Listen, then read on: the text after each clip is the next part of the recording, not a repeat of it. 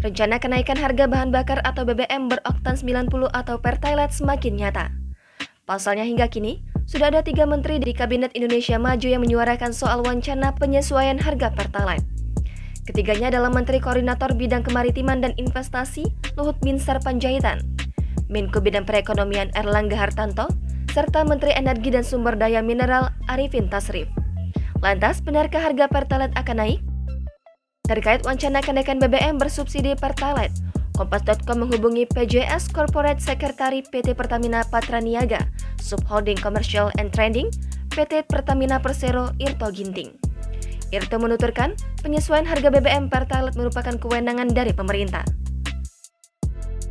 Artinya, Pertamina hanya diberikan tugas oleh pemerintah untuk mendistribusikan Pertalite di wilayah tertentu dengan disertai penetapan kuota tahunan yang disubsidi. Subsidi yang diberikan pemerintah kepada Pertamina tersebut menggunakan dana APBN.